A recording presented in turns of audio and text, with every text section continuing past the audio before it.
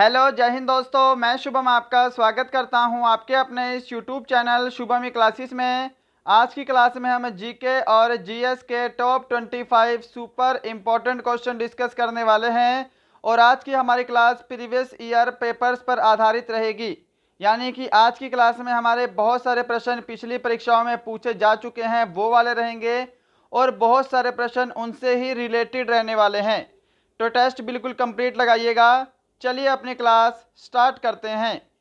और स्टार्ट करने से पहले कल की क्लास में ये वाला प्रश्न होमवर्क के लिए दिया था, तो पहले इसको डिस्कस करेंगे कि मोहम्मद अली जिन्ना को किसने कायदे आजम की उपाधि दी थी।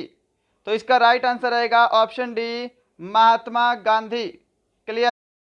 तो देखिएगा, प्रश्नों की संख्या 25 है और मैं आपको टारगेट दे रहा हूं 22 क्वेश्चन राइट करने का। और आज की क्लास में आप 25 में से 25 क्वेश्चन भी राइट कर सकते हैं, अगर आप मेरे से 2 या 3 महीने से भी जुड़े हुए हैं तब भी। तो चलिए स्टार्ट करते हैं। आज का पहला क्वेश्चन आपके सामने स्क्रीन पर है, जल्दी से आंसर दीजिएगा। पहला क्वेश्चन है कि रेशम का सबसे अधिक उत्पादन करने वाला राज्य कौन सा है। What state is the largest producer of silk. Option है असम, कर्नाटक, आंध्र प्रदेश, केरल। तो आंसर मैच करेंगे। अगर आपने ऑप्शन बी को आंसर दिया है कर्नाटक, आपका आंसर बिल्कुल करेक्ट है। भारत में रेशम का सर्वाधिक उत्पादन करने वाला राज्य कर्नाटक है। सेकंड नंबर क्वेश्चन देखिए सामने। चांद बीबी कहाँ की शासिका थी। Very very important. ऑप्शन है अजमेर, कन्नौज, अहमदनगर या फिर जामनगर। तो आंसर जिन्होंने ऑप्शन सी को दिया है अहमदनगर, उनका आंसर बिल्कुल राइट है। चांद बीबी अहमदनगर की शासिका थी। नेक्स्ट बढ़ते हैं क्वेश्चन नंबर थर्ड की तरफ आपके सामने। बीजक किसकी रचना है। चलिए जल्दी से इस प्रश्न का आंसर दीजिएगा। ऑप्शन है तुलसीदास, वेदव्यास, माखनलाल चतुर्वेदी या फिर कबीर दास। तो बिल्कुल करेक्ट आंसर रहेगा आपका ऑप्शन डी। बीजक जो है यह कबीर दास की रचना है। जिन्होंने ऑप्शन डी को आंसर दिया है उनका आंसर बिल्कुल करेक्ट है। चलिए नेक्स्ट बढ़ते हैं क्वेश्चन नंबर 4 की तरफ। और टेस्ट सभी को कंप्लीट लगाना है, लास्ट में सभी का स्कोर कमेंट बॉक्स में चाहिए। क्वेश्चन नंबर 4 है, सर्वेंट ऑफ इंडिया सोसाइटी की स्थापना किसके द्वारा की गई थी। ऑप्शन है गोपाल कृष्ण गोखले, लाला लाजपत राय, लाल बहादुर शास्त्री या फिर रविंद्रनाथ टैगोर। आंसर मैच करेंगे। जिन्होंने ऑप्शन ए को आंसर दिया है गोपाल कृष्ण गोखले, उनका आंसर बिल्कुल करेक्ट है। सर्वेंट्स ऑफ सोसाइटी की स्थापना गोपाल कृष्ण गोखले के द्वारा की गई थी। क्वेश्चन नंबर 5 का आंसर दीजिए। गुरुत्वाकर्षण के नियम का प्रतिपादन किसने किया था। Who propounded the law of gravitation. Option है आर्किमिडीज, न्यूटन, गैलीलियो, कोपरनिकस। तो आंसर मैच करेंगे। अगर आप सभी ने यहाँ पे ऑप्शन बी आंसर दिया है न्यूटन, तो आपका आंसर बिल्कुल करेक्ट है। गुरुत्वाकर्षण के नियम का प्रतिपादन न्यूटन ने किया था। साथ में आर्किमिडीज का पता होना चाहिए, जल के पलायन वेग से संबंधित है। आपको कोपरनिकस का पता होना चाहिए, कोपरनिकस ने सौरमंडल की खोज की है, ध्यान रखिएगा।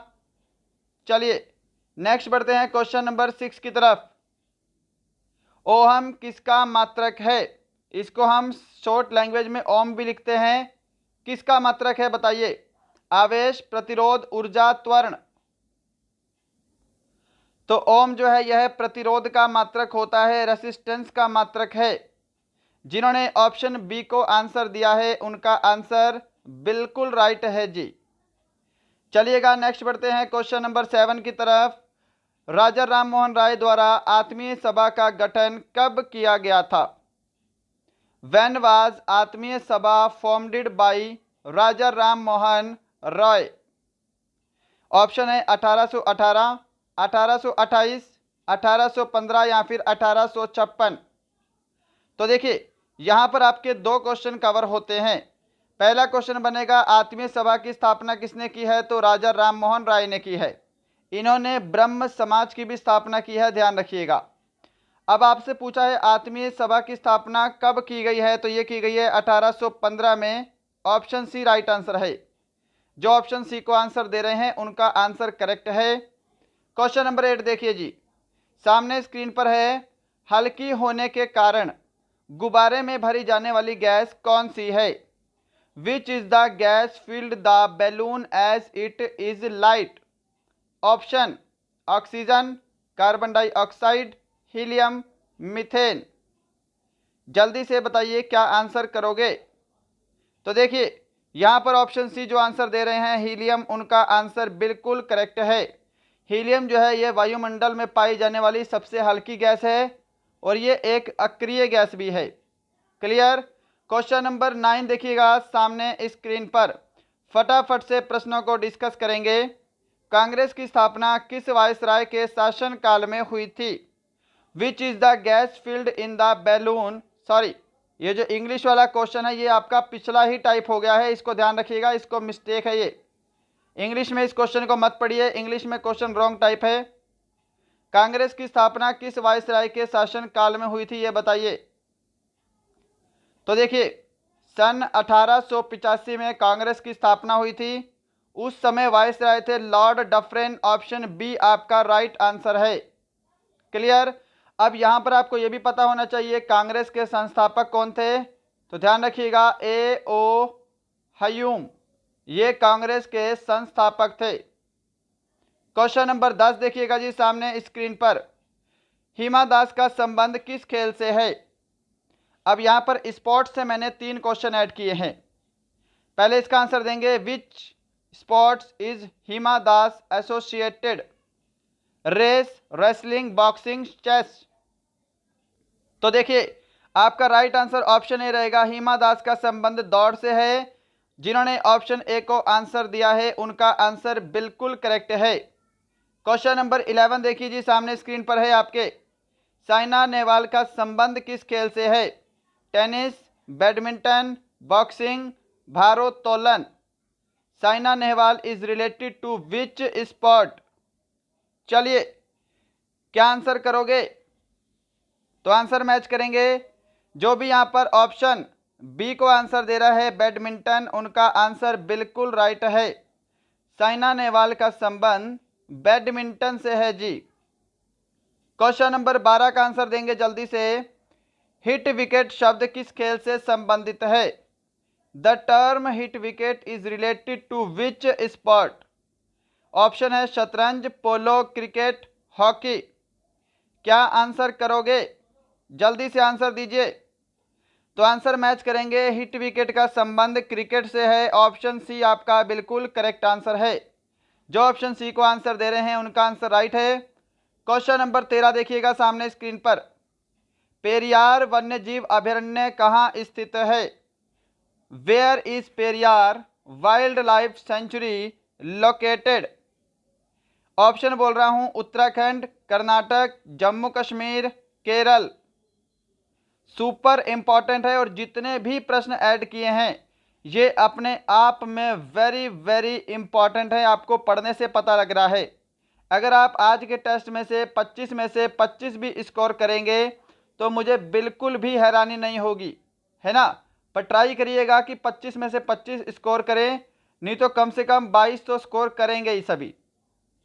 तो देखिएगा पेरियार वन्यजीव अभयारण्य कहाँ है? केरल में है, ऑप्शन डी करेक्ट है। क्वेश्चन नंबर 14 देखिए, विश्व की सबसे चौड़ी नदी कौन सी है? Which is the world's widest river? Nile नदी, अमेजन नदी, जाम्बेजी नदी या फिर जायरे नदी? तो देखिए विश्व की सबसे चौड़ी नदी की बात करेंगे तो वो है आपकी अमेजन नदी, ऑप्शन बी राइट आंसर है। अगर हम विश्व की सबसे लंबी नदी की बात करेंगे या फिर सबसे बड़ी नदी की बात करेंगे तो वो है आपकी नील नदी। ये दोनों प्रश्न आपके अलग अलग हैं, इनका ध्यान रखिएगा। चलें आगे। चलिए 15 नंबर क्वेश्चन देखिए जी सामने स्क्रीन पर, राज्यसभा का कार्यकाल कितने वर्ष का होता है? How many years is the turn off Rajya Sabha? 6 वर्ष, 3 वर्ष, 5 वर्ष या फिर 10 वर्ष? तो देखिएगा राज्यसभा से रिलेटेड कुछ फैक्ट देखिए। राज्यसभा संसद का उच्च सदन है, उच्च सदन। इसके साथ साथ यह संसद का एक स्थायी सदन है, यानी कि इसे कभी भी भंग नहीं किया जा सकता किसी के भी द्वारा किसी भी सिचुएशन में। क्लियर। अब देखिए राज्यसभा का कार्यकाल होता है 6 वर्ष का, ऑप्शन ए राइट आंसर है। और राज्यसभा के सदस्य के लिए न्यूनतम आपको 30 वर्ष की आयु का होना अनिवार्य है। क्लियर। अब यहां से राज्यसभा से एक प्रश्न और बनेगा कि प्रत्येक 2 वर्ष बाद 1/3 सदस्य इसके रिटायर होते हैं, सेवानिवृत्त होते हैं, ये भी ध्यान रखेंगे। 16 नंबर क्वेश्चन देखिएगा सामने स्क्रीन पर। पृथ्वी पर दिन रात कहां पर बराबर होते हैं? भूमध्य रेखा, कर्क रेखा, मर्क रेखा, ध्रुवों पर। तो मैच करिए आंसर। पृथ्वी पर दिन और रात कहां बराबर होते हैं? तो भूमध्य रेखा पर होते हैं, ऑप्शन ए राइट आंसर है। इसको हम विषुवत रेखा भी बोलते हैं, यह भी ध्यान रखिएगा, कभी गड़बड़ कर दो। 17 नंबर क्वेश्चन आपके सामने स्क्रीन पर है। यह वाला प्रश्न आपके एग्जाम में भी पूछा गया था, 2018 में भी और 2020 में भी। सत्यशोधक समाज की स्थापना किसके द्वारा की गई थी? ऑप्शन है लाल बहादुर शास्त्री, स्वामी दयानंद सरस्वती, ज्योतिबा फुले या फिर अवनींद्रनाथ टैगोर। चलिए जल्दी से आंसर दीजिए। Satyashodhak Samaj was founded by whom? सही जवाब ऑप्शन सी रहेगा, ज्योतिबा फुले। जिन्होंने ऑप्शन सी को आंसर दिया है उन्होंने बिल्कुल करेक्ट आंसर दिया है। क्वेश्चन नंबर 18 देखिएगा सामने स्क्रीन पर आपके। वेरी स्टैटिक क्वेश्चन है। किस देश को सफेद हाथियों का देश कहा जाता है? Which country is called the country of white elephants? Malaysia, Laos, Thailand, Argentina.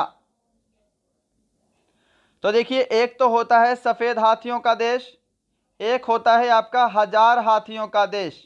हजार हाथियों का देश, लैंड्स ऑफ थाउजेंड्स एलिफेंट्स।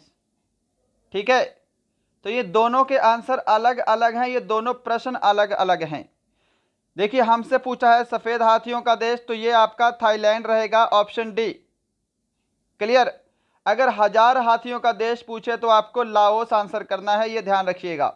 अलग अलग प्रश्न है और वेरी इंपॉर्टेंट। 19 नंबर क्वेश्चन देखिए सामने स्क्रीन पर। रेडियम की खोज किसके द्वारा की गई है? By whom was radium discovered? Madam Curie, Henri Becquerel, Rutherford या फिर जे थॉमसन। आप देखिए एक होता है आपका रेडियम और एक होता है आपका रेडियो एक्टिविटी या फिर रेडियो एक्टिविटा बोलते हैं उसको। क्लियर। अब देखिए रेडियम की खोज की है मैडम क्यूरी ने, ऑप्शन ए करेक्ट आंसर है। अगर प्रश्न में पूछेगा कि रेडियो एक्टिविटा की खोज किसने की है तो आपको हेनरी बेक्वेरल आंसर करना है। क्लियर है ना? चलिए क्वेश्चन नंबर 20 देखिएगा सामने स्क्रीन पर। भारतीय संविधान में मौलिक कर्तव्य कहां से लिए गए हैं? From where are the fundamental duties taken in the Indian constitution?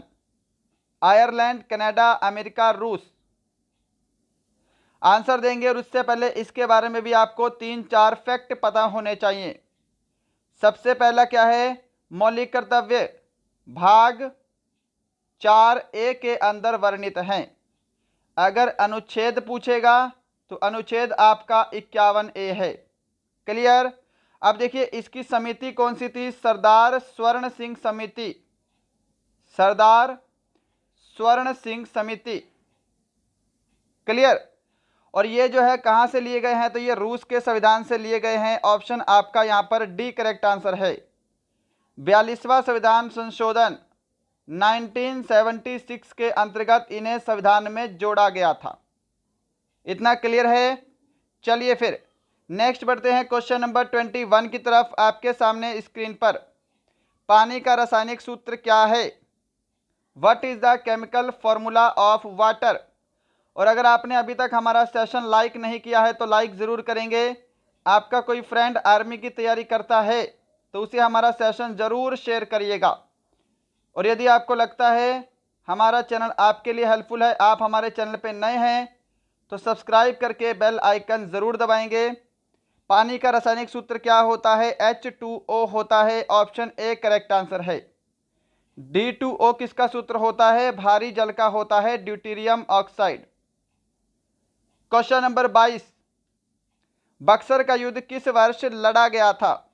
अब देखिएगा 25 प्रश्न कंप्लीट होते ही आपको एक प्रश्न होमवर्क के लिए भी मिलेगा, वो भी लेकर जाइएगा। बक्सर का युद्ध किस वर्ष लड़ा गया? तो 1764 में। ऑप्शन सी करेक्ट आंसर है। 1757 में ध्यान रखिएगा, प्लासी की लड़ाई हुई थी भाई, प्लासी का युद्ध बोल देते हैं। क्लियर। 23 नंबर क्वेश्चन है आपके सामने, हड़प्पा कालीन से संबंधित स्थल लोथल किस राज्य में स्थित है? In which state is Lothal a site related to the Harappa period? Karnataka, Haryana, Rajasthan, Gujarat. बिल्कुल करेक्ट आंसर ऑप्शन डी रहेगा, गुजरात। लोथल जो है यह गुजरात में स्थित एक शहर है। जिन्होंने ऑप्शन डी को आंसर दिया है उनका आंसर करेक्ट है। क्वेश्चन नंबर 24 है आज का सेकंड लास्ट क्वेश्चन, अंतर्राष्ट्रीय मजदूर दिवस कब मनाया जाता है? और इसका पीडीएफ आपको हमारे टेलीग्राम चैनल पे मिल जाएगा। टेलीग्राम चैनल का लिंक आपको नीचे डिस्क्रिप्शन में दिया हुआ है, वहां जाके आप टेलीग्राम चैनल को ज्वाइन कर सकते हैं। और जितनी भी पुरानी पीडीएफ्स आपकी रुकी हुई थी, करीब 10-12 पीडीएफ थी, वो सारी की सारी कल आपके टेलीग्राम चैनल पे अपलोड कर दी गई हैं। अब आपकी PDF day by day upload होंगी क्लास खत्म होने के कुछ देर बाद। क्लियर है।